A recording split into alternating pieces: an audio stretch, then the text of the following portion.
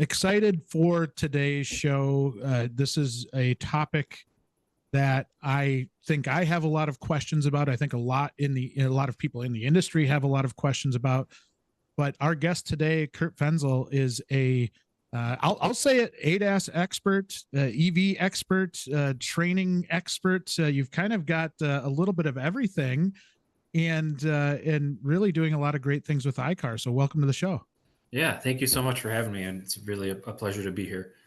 Yeah, we met probably as we record this a few weeks ago at iCar's national conference down in Houston. I'm trying to keep them straight which conference was where, but we were able to talk at length at the conference, and I came away incredibly impressed with your knowledge, with your background, and honestly, just some of your transparency about the industry as a whole. And I'm excited for today's conversation.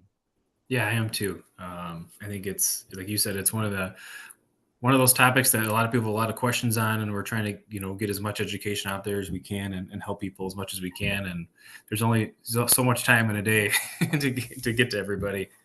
Oh, for sure. Now, your background was in education, right? You started off as a teacher.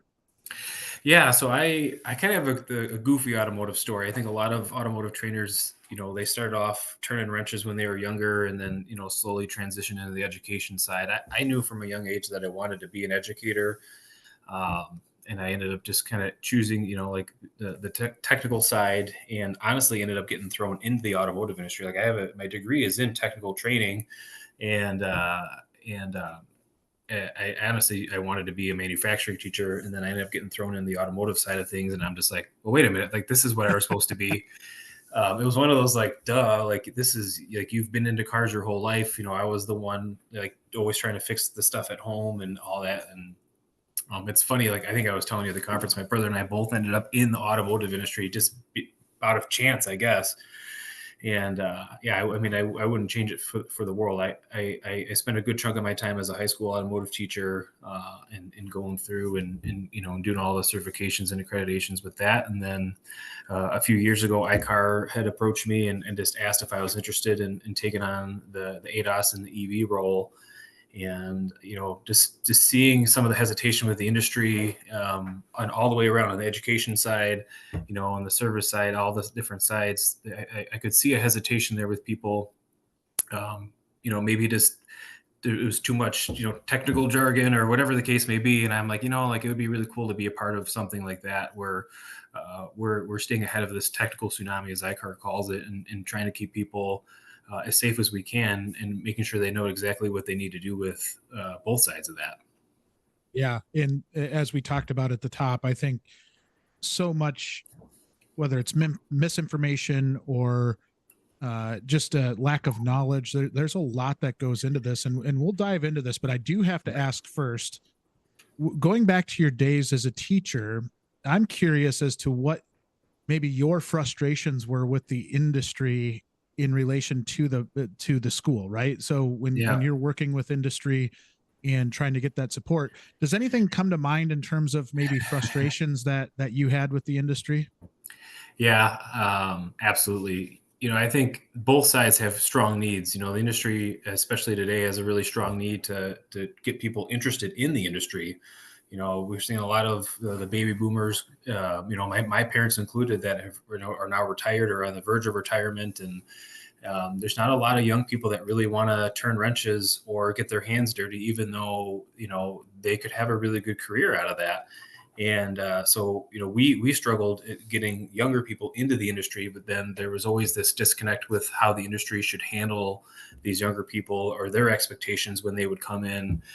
So there was a little bit of there is a little bit of a disconnect there. I think we're starting to see, especially on the automotive side, some of the industry start to recognize, all right, like we need to kind of get ourselves aligned. So, having that pathway from, education to career, but also just having resources to teach, it's not fun to have to use your budget to buy these consumables and these tools, and having tools that are up to date is another really huge issue, especially, on the high school side. Maybe not as much on the college side, but all the education side. outside of the private side, struggle with keeping things up to date. The industry moves quick, and the education side has a hard time keeping up with that. So the industry, we really need them to pour into that and help us with that. Just to How name a few much? things.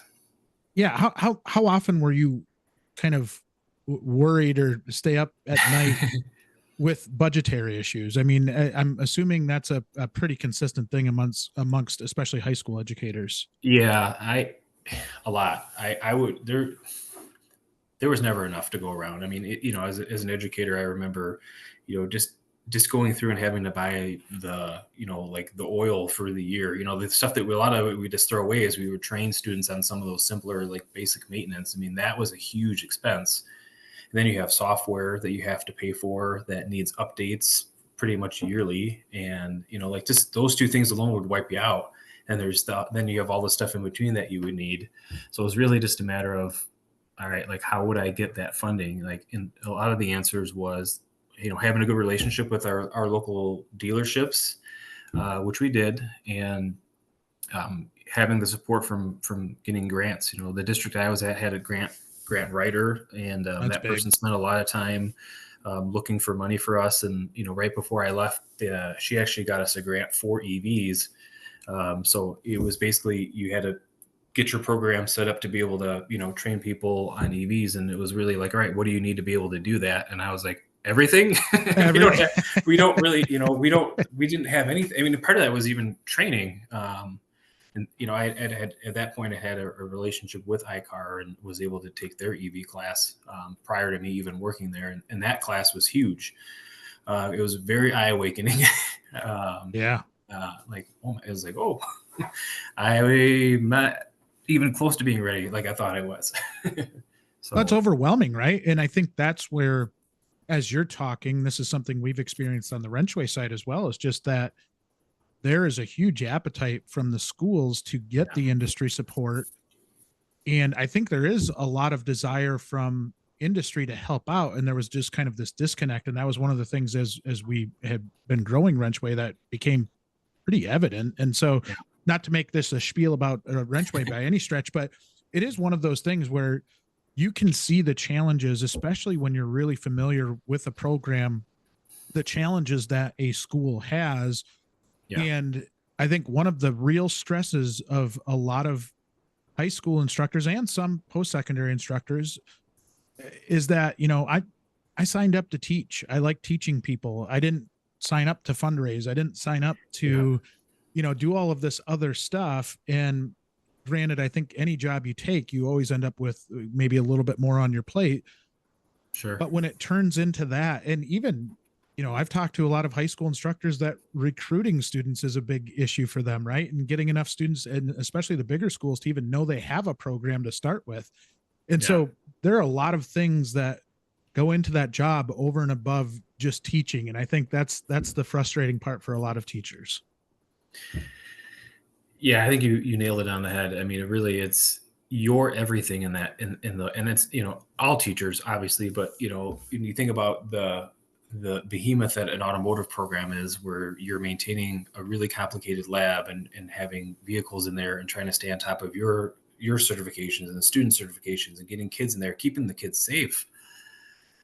It's a huge list, and it is very overwhelming at times and daunting. And, you could almost just have a position where that person just helped you with all that stuff. And, those are things that, you don't necessarily think about when you're getting into that industry. And some people really feed off that and love the challenge of that. I think I was someone that would have loved more support with that and would have loved to focus more on just the education piece, which I think is another big thing that drew me to iCars, because that's literally what my job is mostly just to focus on the education piece. But yeah, and that was one of the things, honestly, like when I saw you at the conference, I'm like, hey, WrenchWay is like you're that's my heart and soul right there. Like, I love that, your mission is, you're addressing the tech shortage but you're bringing industry and the schools together. And I think like that is, like, we need that, and that's an important mission. And I think it's it's a great mission, and I love to see what you're all doing and trying to bring everybody together. And I know that it causes you to do a lot of traveling, and you're always all over the place too, and recording podcasts and everything. But I hope, from our side, like, we definitely appreciate everything that you're doing. And, we need more people like you for sure in this world. So thank you. I appreciate that. And it's right back at you. I mean, having the ability to kind of have you be able to kind of give us that firsthand experience of being a teacher and some of the challenges that come with it is really hard. And, we talked a little bit about high school there, but the post-secondary folks too. I've been in these advisory committee meetings where all of this technology is coming really, really rapidly and really fast. And so, a few years back, it wasn't so hard to say, okay, do we really need to be rebuilding carburetors? Well, now you're getting to the point where there's not a lot of fat left on the bone in terms of what you're trying to shove into 2 years. And so that's where I think a lot of times we're setting ourselves up for failure from the standpoint of, if EV or if ADAS is just a little section of this 2-year program that you're trying to cram a lot of stuff into. And a lot of it is just, we need these students to leave with a basic understanding of electricity, not necessarily how to dive into advanced diagnostics, right? It can be really challenging to line up curriculum in a way where when they come out of school, the industry has a really good understanding of what that knowledge level is, whether that's high school or tech school. And how do we as industry kind of continue that path for them? I think that's where iCar comes in really, really key here, is because if you have that really nice handoff to, okay, we got this student prepared up until this point. Now it's on you as the shop and you as industry to really grow this person up and not expect that they're going to put out a ton of production within that first couple years, right? Like I think that's one of the major issues with our industry is we're so impatient. I think we're so desperate for people that we're just like, hey, you passed the basic electrical course. Let's throw you on some advanced jayg right off the bat and wonder why, we have the attrition issues that we do, right? Like it does feel like we need a little bit more of a natural handoff and a better understanding from industry so that we can grow these people in a way that is sustainable and is good for the industry. Yeah, it's interestingly, just listening to you, I was thinking about like the diagnostic side. One of the classes we have is a diagnostic class just for ADAS. So if that just kind of gives you an idea of what we're talking about just with ADAS, we're not talking about every other system in the car, right? But we ended up creating, a course just for that with a, partner with an OE because they saw the need too. And that's where we're at with this, because there's so much complexity now within these vehicles that we had to create a course that just addressed that aspect of ADAS, not just we have a calibration course too, but then there's a whole other course where we just address the diagnostic piece of it, where we're breaking down, what all that looks like. So, that's where we're at. It's incredibly complex, and and having to chisel out the time to take, training in whether you're doing it online or in person or both. And, that's another piece of it too, because, everybody's got to, we're struggling to fill these shops with talent. And then on top of that, we're now asking them to go away and take training. And it's like, well, wait, but we need them to help work on the cars, but also they need time for their families. It's an incredibly complex thing that we're doing right now. It almost feels like we could evolve as an industry into getting your master's degree in a way with automotive technology, right? Where, it's not maybe just the standard 2-year path anymore. Maybe there are some advanced level classes to where, I think all the manufacturers have some level of program. You look at like the Ford FAC program or Toyota T10 program, or, name that manufacturer, they've got some manufacturer specific trainings. And I almost wonder if there's an opportunity there for that advanced level degree, even if it's in a maybe different than traditional sense, right? Where you are really adequately training somebody on it and not doing it in a way where you're trying to shove it into a 3-week period or whatever it is, I think at some level we're going to have to give it its just due in terms of how much time we spend on it. Yeah, and the other thing too is we're talking about ADAS and EV, and obviously internal combustion is a lot more complicated than it used to be too, with EPA regulations and things like that. And one of the things that I think is important to remember is all these things have kind of come together, right? It's not just EV and ADAS and internal combustion. We have cars that have all three of those, The technologies technical behind, tsunamis, right? Yeah, we yeah, have hybrid vehicles that have internal combustion engine and then an EV system combined with that, and then on top of that we have advanced ADAS features on these vehicles. So you've taken all those complexities and shoved them into one vehicle. Not that they're not complex on their own, but I think sometimes when people are a little hesitant to get up to date with that, they forget that we've already had hybrid vehicles out that have high voltage architecture. Like, that's already been a thing for a while. It's not like this new thing where, oh my gosh, all of a sudden there's high voltage vehicles out here. But now we've incorporated the ADAS stuff mainstream, where it might have just been on your higher end vehicles 10 years ago, maybe a little bit longer. Now we're seeing on entry level vehicles we have forward facing cameras and things that they never used to have. And I think we kind of just it kind of just snuck up on us, is really what happened, right? I mean, I almost never talked about ADAS when I was a high school teacher. And then all of a sudden I'm like, wait a minute, oh all boy, these cars have sensors on them. We're going to have to address this. But I mean, that's kind of what happened. It was just all of a sudden it wasn't a big thing, and now it's everywhere. And it is. A lot of us are playing catch up with that. Did you know that WrenchWay has partnered with ASE to grow School Assist? It's a free solution designed to help auto, diesel, and tech ed programs connect with local shops and dealerships. Thousands of schools across the country have used School Assist to get resources and support, including tool and equipment donations, advisory committee members, shop tours, guest speakers, and much more. With School Assist, WrenchWay and ASE are making it easier to bring education and industry together to promote and improve technician careers in automotive and diesel. School Assist will always be free to schools to help them connect students with the industry and get the resources they need. To learn more and sign up, visit wrenchway.com/school-assist. Link is also in the show notes. I want to segue into the ADAS conversation, and there are a few things that I want to ask right off, kind of as a Kickstarter to talk about this. And the first one that I think is fascinating is, I spend a lot of my time on the repair side of the business, not the collision side. And I still get the sense that there's confusion over who's responsible for it, right? Like it does feel like a lot of the repair side says, well, you know what, that's collision's problem. They're the ones that are going to be dealing with it. But then when you start reading the rules around this, you're like, repair shops, you better start getting comfortable with it too, right? Like it's one of those things where I think we all have responsibility, but when tooling is really expensive, we talked about the subscriptions required to really do this right.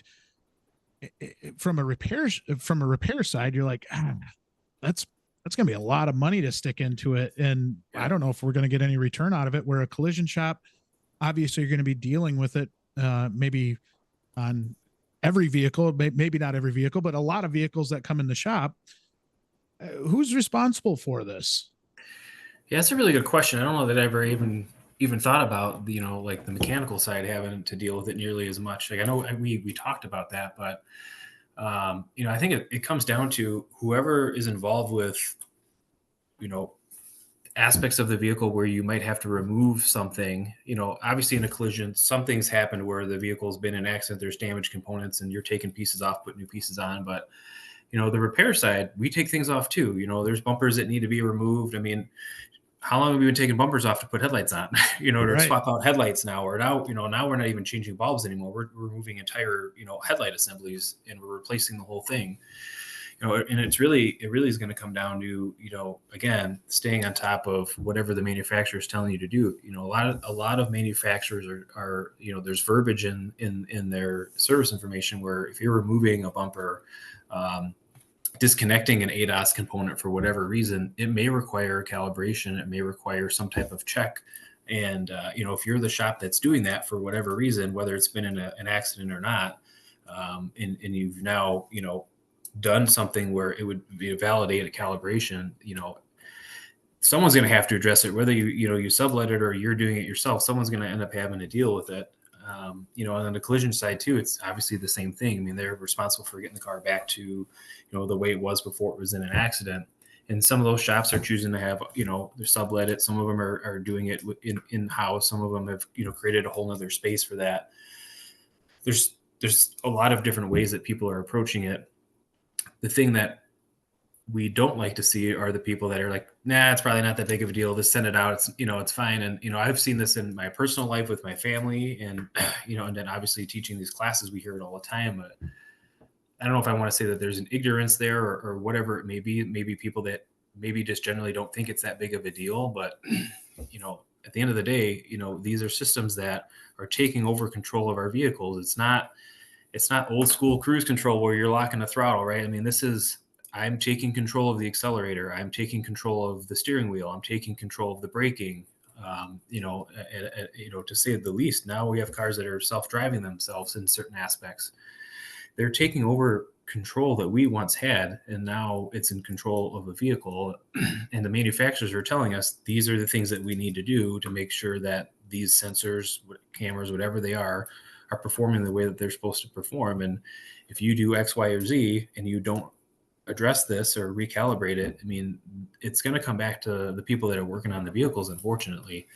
So whether, it's the repair side or the collision side, we really need to take that into consideration when we're sending these vehicles back to these families, right? I mean, it's other people's families. It's our families that are on the road with these vehicles. And we as an organization have done some of our own research, and we've seen some research from others. There's not a ton of research, but I think we know enough now that these aren't things that we can just ignore and hope that they're going to be okay and that they aren't going to come back. We've even seen calibrations where they've been performed correctly, but then the manufacturer's like, oh, wait a minute, like this was incorrect information, and you got to call them back in. And there's lots of things to consider when we're dealing with this stuff.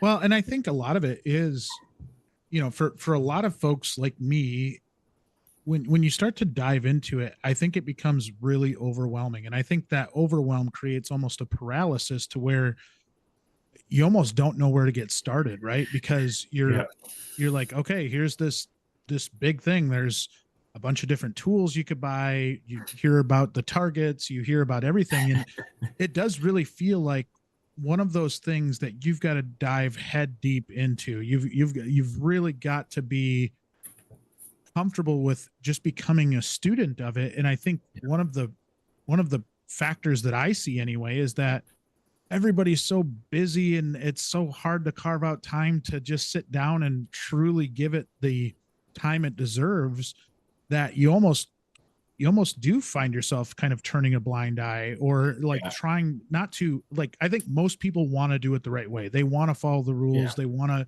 make sure that they are they're making sure that the families of the vehicles that they're working on are safe. It is one of those things where there's just so many different dynamics at play here, and not to mention how to make it profitable, right? Or how to there's just so many different things that come to mind when you're looking at questions on how to attack this. Do you have any advice as to how to get started? Like if you're a shop out there or a technician or somebody that wants to get better at this, but really is overwhelmed to just get started.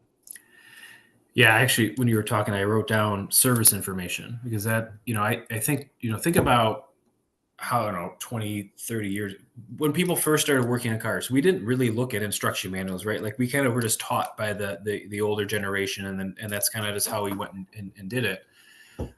Nowadays, I mean, you can't even perform a brake job without, looking at service information because there's all these different types of electronic brake calipers now, and some of them are push-in, some of them are wind-in, some of them you got to detach. There's all these different methodologies that they've created to address a job that, we used to do in our driveway with a C-clamp, and nowadays you need a scan tool.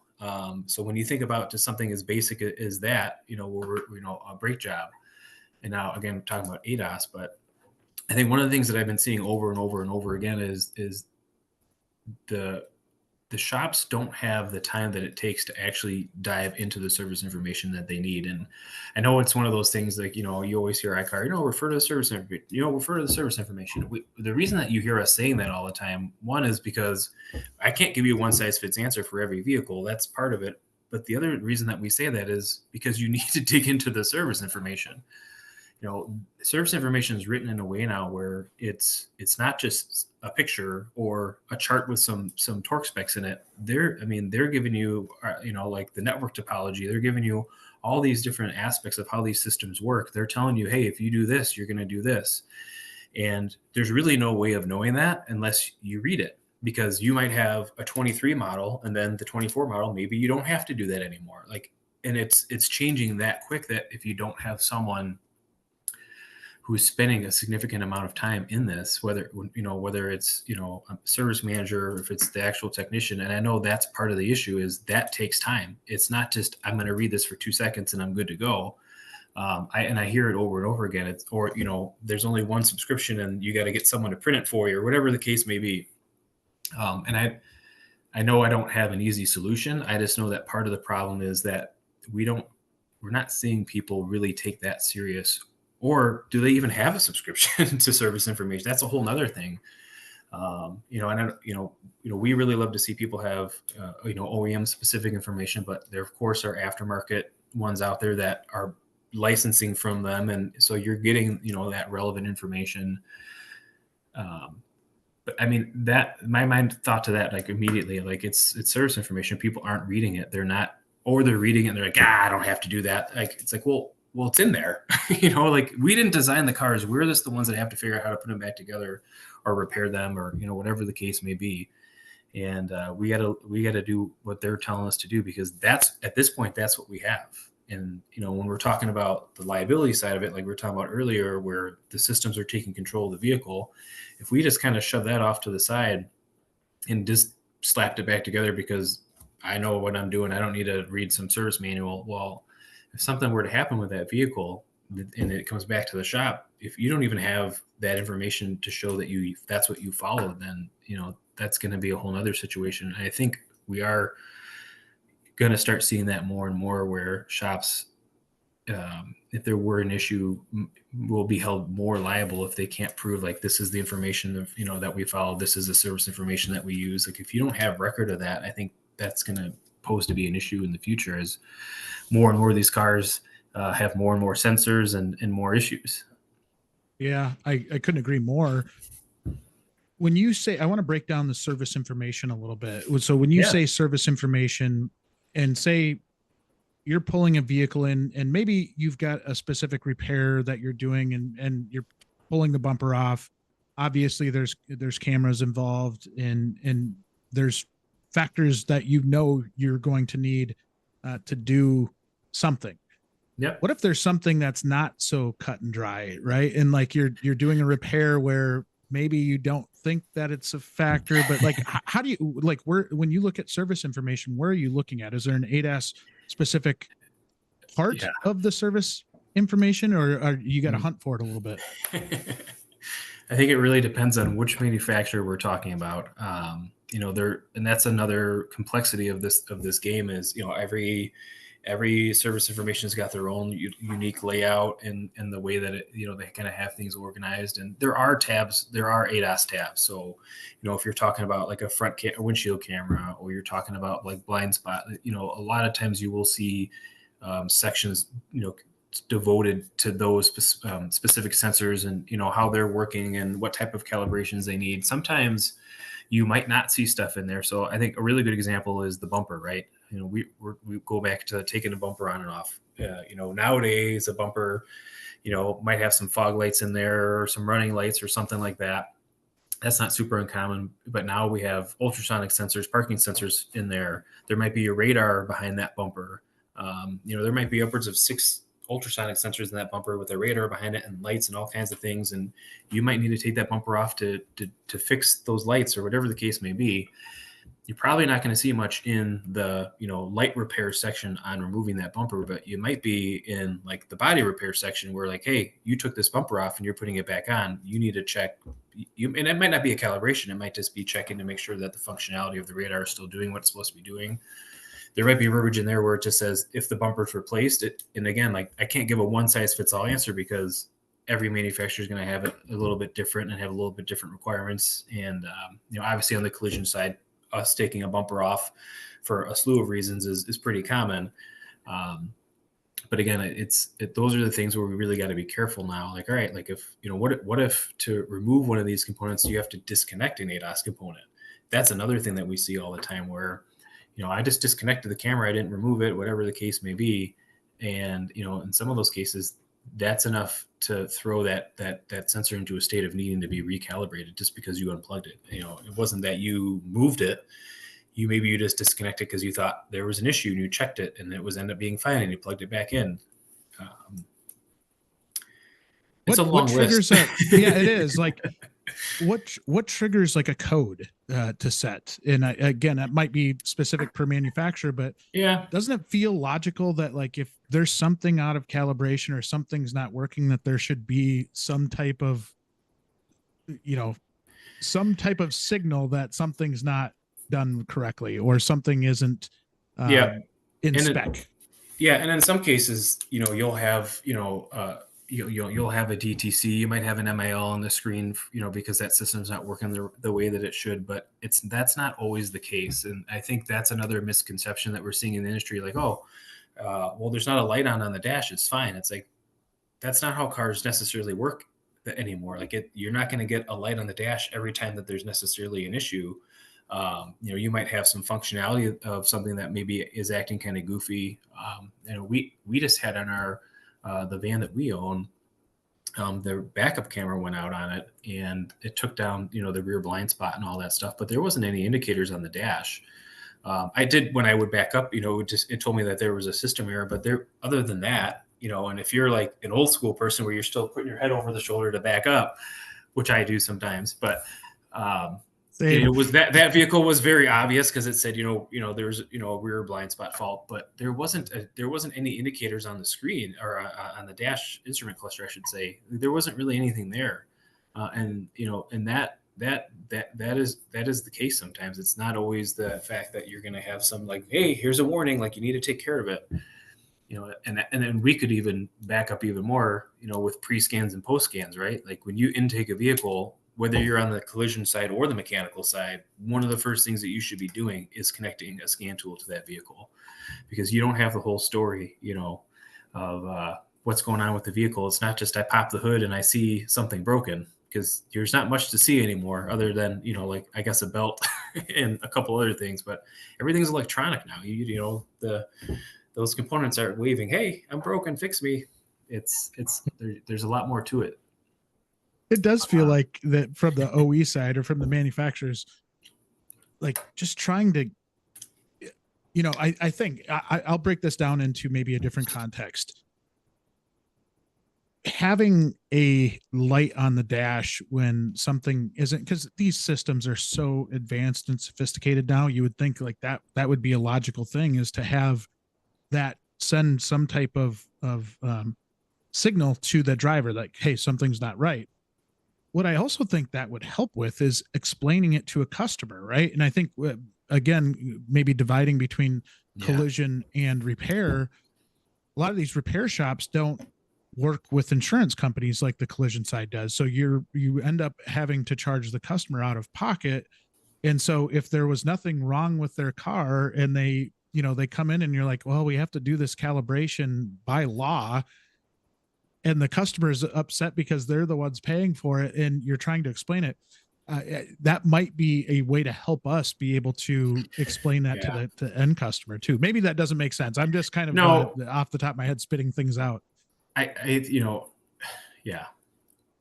of the unique things about iCar, and one of the things that I love about it is, obviously we're involved in the collision industry. We're the education arm of them.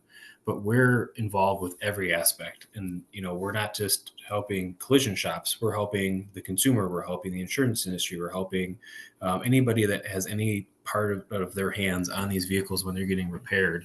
And there's an education piece to all of it, right? It's not just the shops that need to be educated. I mean, think about a car nowadays. If you go and buy a newer car or a brand new car and you hadn't bought a car in 10 or 15 years and you get in that thing and you're just like, are we going to the moon? Like, what is this thing? Like, what are all these buttons and gadgets and gizmos? And, and I see this time and time again where people, they make, and I know you see this, right? You repair someone's vehicle and then all of a sudden they're mad at you because something's not working, but it's because they don't know how to use their car. They don't know what these buttons do. And they're hyper aware now because you've worked on their car and you've done something wrong. And I'm not picking on anybody. It's just, I'm guilty of this. Like, I'm like, what did you do to I shut it off, or it got bumped, whatever. I'm still discovering my wife and I have had this van for 5 years. There's still stuff that I'm like, I didn't know it did that. Like, I've had this thing for 5 years. So that's a huge piece, right? I mean, and I can give you a great example. Like, my parents just had a minor fender bender and they had to get their car taken in to get the front grille and bumper replaced. And this shop swore up and down that they didn't need to get a calibration because there were no codes thrown because they never unplugged anything. All they did was take the front bumper and grille off and put a new one on. But this specific manufacturer, the verbiage in their service information was basically, if it was in, this vehicle was in a front end collision, and then that was all it said. These are the things that needed to be done. And they're basically there was a front radar and a front camera on that vehicle. And it said that they both needed to be calibrated.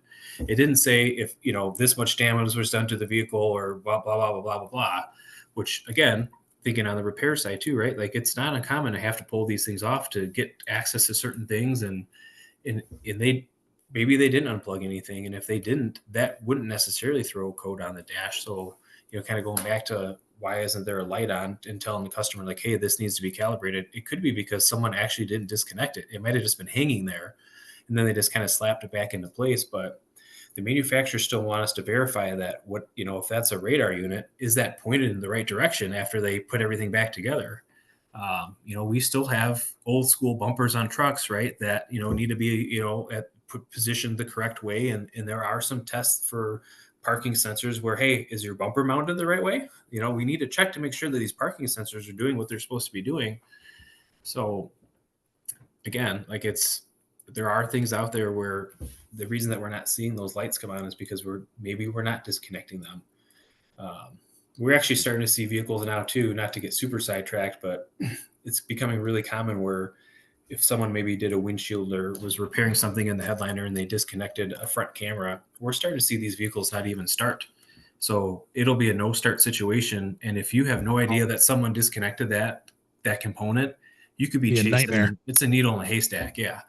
That was actually, that was something I was unaware of until we started hearing some of the newer vehicles and some people coming through the program. They're like, oh yeah, this is starting to be a thing. I'm like, okay. So ADAS components potentially being unplugged could cause a no start situation. Okay. Get ready to chase your tail. This week's episode of Beyond the Wrench is brought to us by Jasper Engines and Transmissions.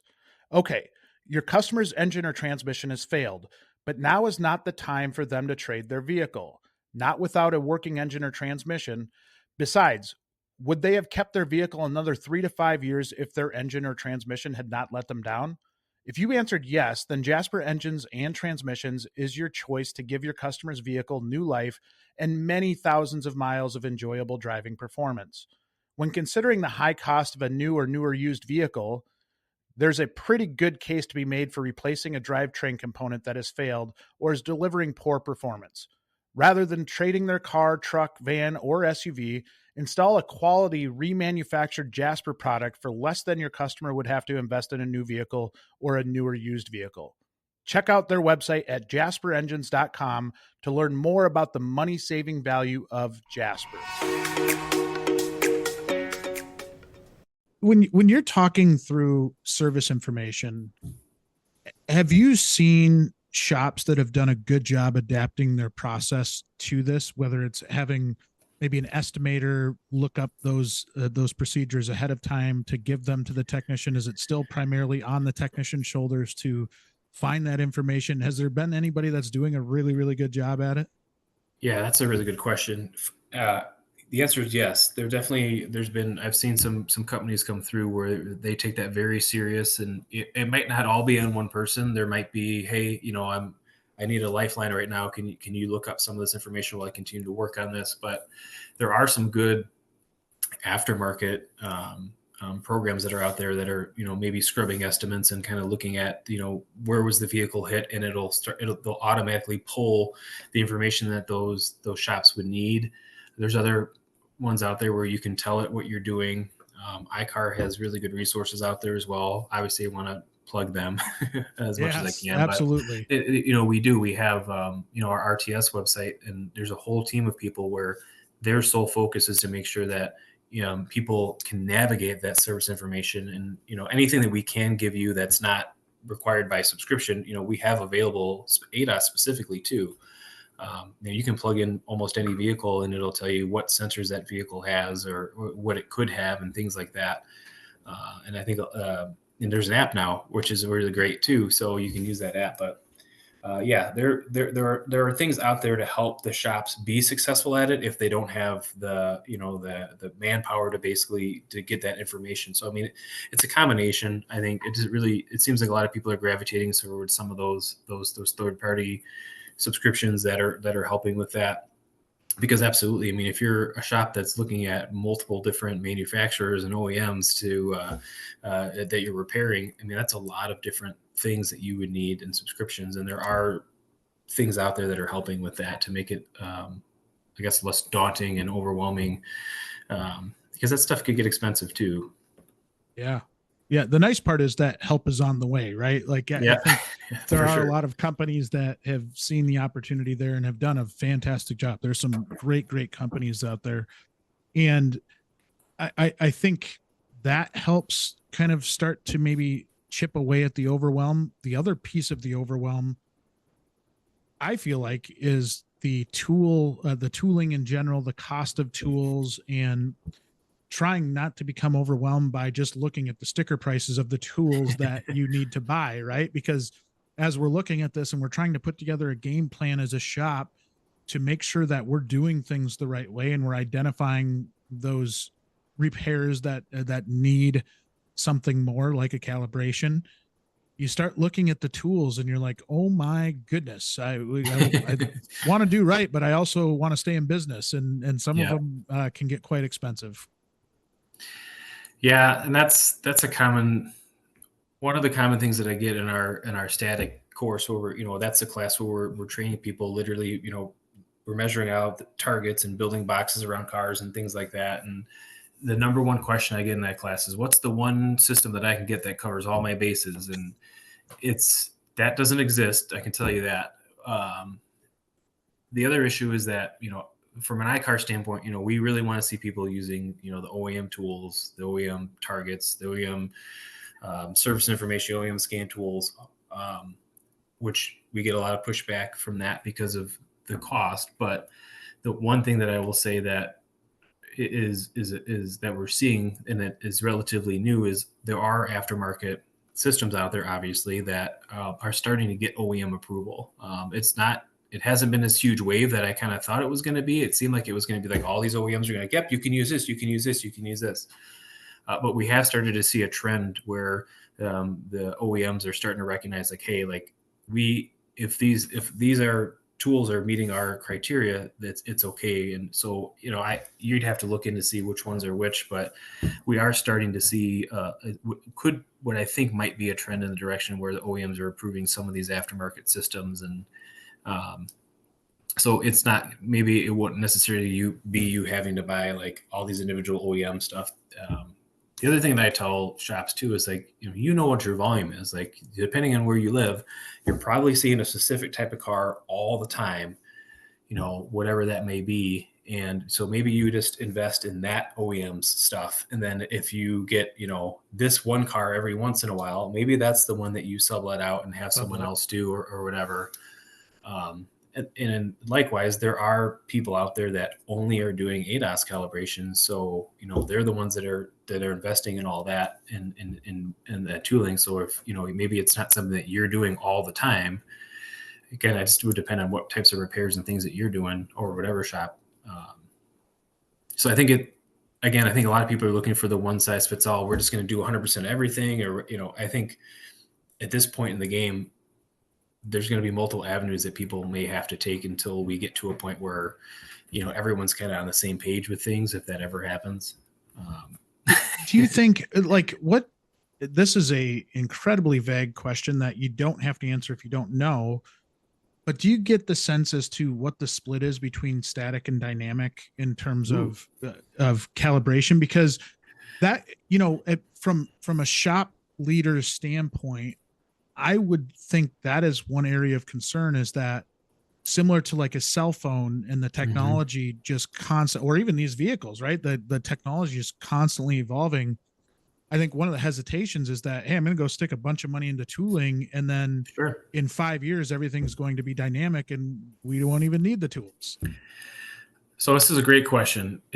Most of the domestic vehicles are dynamic, right? Your big three and some others, like a lot of those are dynamic and you're just driving the vehicle, which seems like a great idea, but it's not always necessarily the case. Like I know, like with where we live, right? We're in the Midwest, we get snow and there's salt on the roads and it rains a lot.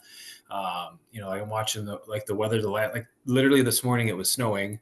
And then it got cold, and then it got cloudy, and now the sun's out, and that's beautiful. And the wind was, and it's like, there's people outside playing, and now I don't know. So dynamic definitely has its own, issues where you can't always calibrate the vehicle. In fact, depending on where you live, there may be several days, maybe weeks, where you might not be able to calibrate that vehicle. Whereas if you have something that's dynamic, as long as you have the space and good lighting, and you're kind of meeting the indoor criteria, you can pretty much calibrate those whenever you want. But then you have the vehicles that have to do both, where it's a static and a dynamic. So it's kind of all over the place, but we're definitely seeing a trend with the domestic stuff where it seems to be mostly dynamic. We are starting to see some manufacturers say you can do dynamic or you could do static, which personally I would like to see more of that. Just again, because some people live up in North Dakota and doing a dynamic is probably not possible a good chunk of the winter. We don't all live in, sunny California where, you can literally go out but again, traffic is a huge situation too. If you're in a busy metropolitan area and you got to get the car to a certain speed and certain distance away from a vehicle, and you need like road lines, which I don't have in Illinois anywhere. So I don't know of a specific statistic, because everyone's kind of just going their own way, but we are starting to see some of them give you an option to do either or. So I don't know if that's going to be a trend. Some of these things kind of self-calibrate too. So is it possible that might be the way that things move too? It really depends on who you're talking to and what their involvement is in the industry. And I could say it seems like for the long term, where you're going to need to have the ability to do either of those. You depending on what you're seeing, you're going to need targets, and you're going to need the ability to drive, and you have a scan tool that will, put the car in calibration mode and things like that. I personally don't think it's going to go away in a couple of years.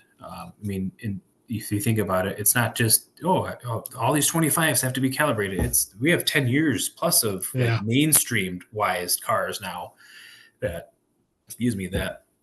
are going to need calibrations for who knows, however long they're on the road, right? And depending on where you live, you might have a car on the road for 20 plus years, if it's not getting eaten away by salt. Well, yeah, I think the average age of a vehicle now is nearing like 13 years old. Like, it's not like everybody's buying vehicles every couple of years. Like there are still a lot of older vehicles out there. And I do think there's opportunities for shops to get better at this, obviously get better at it, but really embrace it and do a good job with it. Now, going back to the overwhelm side, when we talk about targets and we talk about, you talk about the space needed with some of them, like, are there any misconceptions there? Because at some level, depending on what publication you read or whatever you're reading, it might seem like you need a football field sized warehouse in order to do anything. But I do think maybe there's some misconceptions there as well in terms of what you need for space.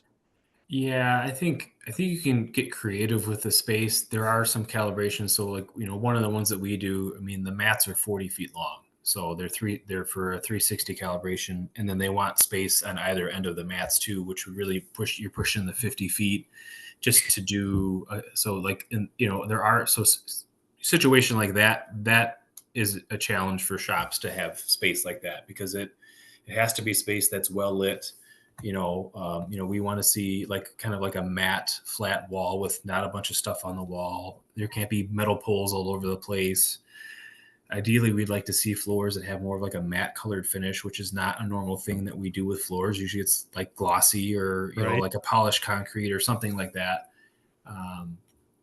Lighting is a huge factor. I mean, how many shops have you been in where you're like, how do you even find anything? Like, I can't, see my hand in front of my face because it's so dark. Lighting is a huge factor.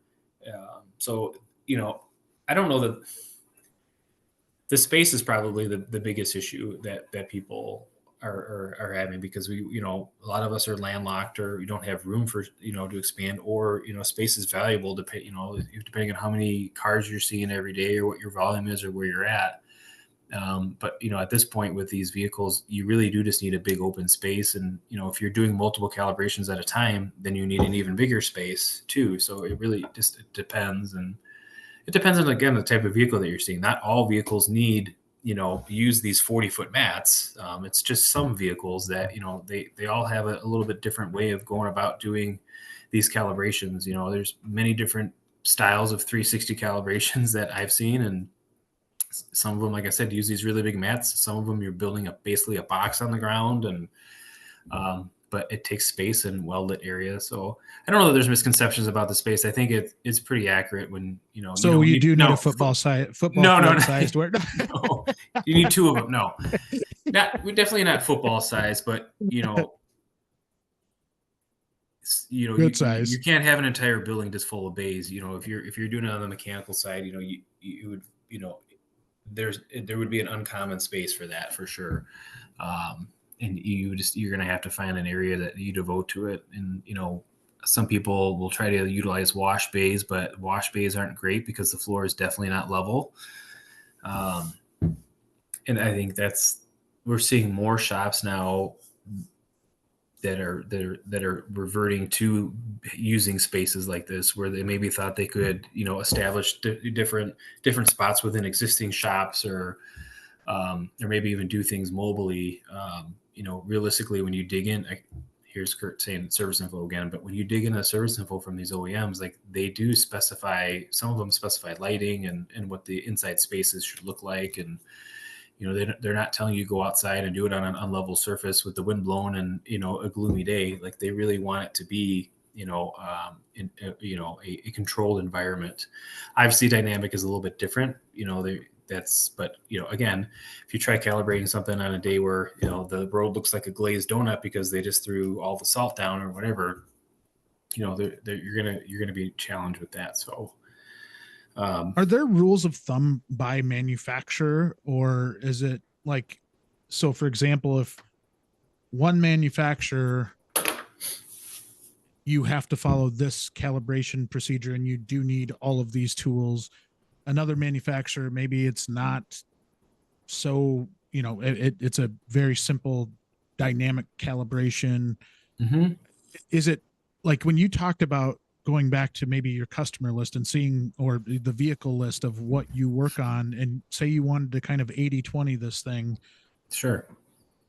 Are there rules of thumb to where I could say, okay, I'm working on this specific make consistently. I'd like to look this up and see how many, like what all I'm going to need to do this make. Are there any black and white things that you can look at and say, okay, like I'm going to start picking this off by just looking at that one manufacturer and seeing how we go about that? That's a good question. I mean, I like that. I like that method. I think if, you do see 80% of one specific type of vehicle, I think you could definitely, kind of start off of that and try to meet those requirements with that. I think they're fairly consistent though. I mean, the space requirement might be a little bit different depending on how the calibration's done, but overall you're going to need a good chunk of space. Some of these targets, they're going 6 meters in front of the car. So, and then you have the length of the car as well. And then they typically want a little bit of space in front of that. And then, again, if you're doing radar stuff, you can't have a metal pole right in front of the car or something that would interfere with that.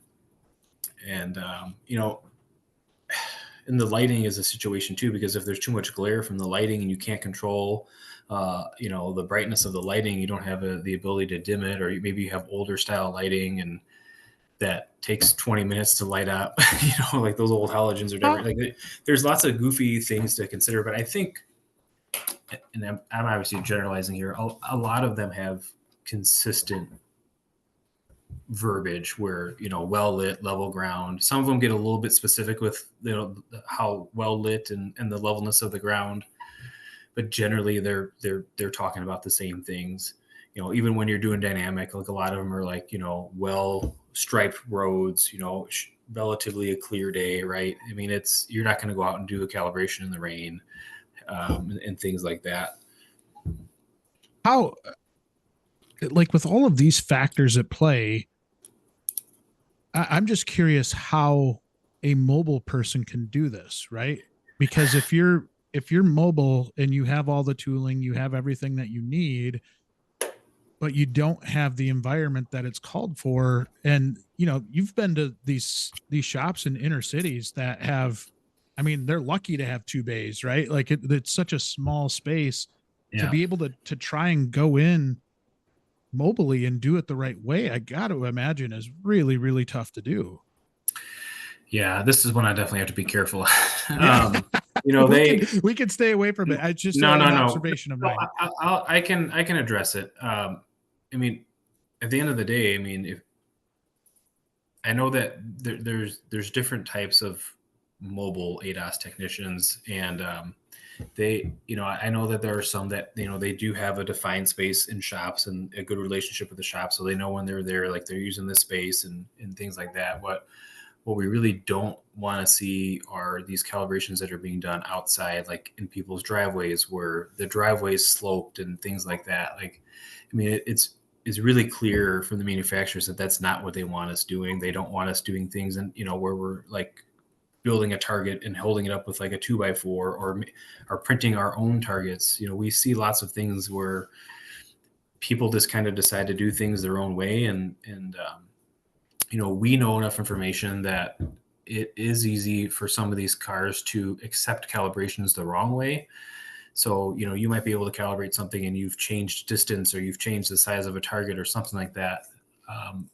There's no research that I'm aware of that says that's okay. Like you can just print off a target and, on your 8.5 by 11 and use it. Unfortunately, some vehicles will still accept calibrations when you do things like that. And, from what we've seen, it will position cameras like a good example would be like a blind spot camera. Some cars have blind spot cameras when you change lanes. And we've seen it to where we can actually train those cameras to look in the wrong spot and the car still accepts it. And, and there's other situations like that, that are like that. And, and we talk about that in our class and we show the people that come through our class and, we get really big eyes and they're like, oh my gosh, like I didn't know that was even a thing. And I'm not saying that the people that are out there doing this are doing it to be malicious. I think sometimes they might actually think it's okay. And I'm hopefully that one of these people will hear this, obviously. And that's really scary because we've now given a car back to somebody that thinks that it was calibrated correctly, but their camera's looking not in the blind spot anymore. It might be looking in the next lane over and they go to change lanes and then all of a sudden it causes an accident. That's more dangerous than not having one at all. Yeah. At that point, just knock the mirror off, right? That has the camera in it. But those are the things that we're concerned about when we're talking about that. Especially like if the manufacturer is saying not to do that, but then people are doing it anyway. And like I said, I am unaware of any data out there that says you can change these distances, you can change the size. And maybe at some point we might hear something like that. I don't know. Don't quote me on that, obviously, but like there isn't sufficient data out there to back any of these things right now. What we do know is that the manufacturers are telling us to do it one way, and that's the way that we're supposed to be doing it. Maybe down the line that might change, but as of this point, we need to do it the way that they're telling us to do it. And so that's my biggest scare with the mobile tech situation and what they're doing. And like I said, some of them they're not doing it in people's driveways and things like that. They're legitimately going into shops and they've established the rules that they're supposed to be following and things like that. I know that there are guys that are doing like that, but yeah, it's just the Wild West in some aspects for sure with ADAS calibrations. We're seeing a lot of stuff that is not great, and there's a lot of really good people out there that are trying to do things really well and are really trying to influence the industry. And we're hoping to be a part of that and work with those people to get the message out and make sure these calibrations are being done the way that they're supposed to be done. When are you starting a podcast? We need like an ADAS weekly or something, or like an ADAS weekly to just like keep everybody, even like just knowledge in general. I think people are so thirsty for it right now, and they're looking for reliable sources to where, we talk about liability behind this. And I mean, that could be a whole different show of the liability aspect of it and making sure that you're doing proper documentation and the need to really be spot on with that documentation. And there's just so many elements to this that we can't cover an hour-long show. I'm serious that I think there's an opportunity there to do something because it's needed. Yeah, I often joke when we talk about documentation in class. I'm like, we could probably just have a class just on documentation. Yeah. And like, we laugh, but I'm like, I'm actually being serious. Like there's a lot of gray area where, I mean, maybe not gray area, but there's just a lot of lack of knowledge where people are maybe not doing the right amount of documentation, and it's on all sides of our industry, where on the repair side too, like taking pictures and saying like, yep, here's the things we found wrong with your car. This is what we would recommend that you would fix. And then sometimes people don't do those repairs for whatever reason, and then it gets worse. But we still have to document it. Otherwise, they might say, well, hey, why didn't you tell me about this? Well, I did. You didn't want to do it. But we could talk about ADAS for days. Well, maybe the most hard-hitting question of this episode is it ADAS or ADAS? Because well, if you're some people, it's ADAS. ADAS. I think in this episode, I've said it both ways multiple times, and I don't know why. I hate to think I've heard it different ways throughout the industry, and I've heard it's not ADAS, talk about it differently. It's ADAS. Yeah. ADAS. Yes. DAS. And it's not the ass, right? ADAS. It's ADAS. Yeah. ADAS. Yeah. Well, this is incredibly helpful information. I do think we're going to have further conversations about it, because as we talk through this, it was very cliff notes. It was very high level. Obviously, there's a lot of opportunity to learn through iCar. If somebody's interested in what you're doing at iCar, how do they find out more? It's a good question. I think honestly, the easiest way is just to Google iCar ADAS or Google iCar EV. Our Chicago Technical Center was literally created to address the technical tsunami, primarily with ADAS and EV, education. And we got a good amount of classes that are going on there right now. We just actually added another EV class. So, definitely looking to expand, and, there's manufacturers now that are using us for some of those classes too. So I think we're doing a good job. We're trying to stay as up to date as we can and provide as relevant of education as we can. And but yeah, that would be the easiest way to just honestly just Google that, and it'll pop right up, and you'll be able to see what we're doing there. And if you're interested to sign up, you could sign up. And I would encourage everybody to do that. What I'll say is, if anybody's dealt with the iCar folks, they're all incredibly cool people. They're all really, really nice people. And from my experience, all have their heart in the right place to try and get this industry into a really, really good spot. So I appreciate you taking some time to do this with me, Kurt. It was an absolute pleasure. my mind is always blown when we talk through this stuff, but I think we're able to take some things and help me understand them in a way that maybe I can break them down and start to comprehend it at a little different level. Still takes work though, right? You still gotta dive into it and learn the stuff.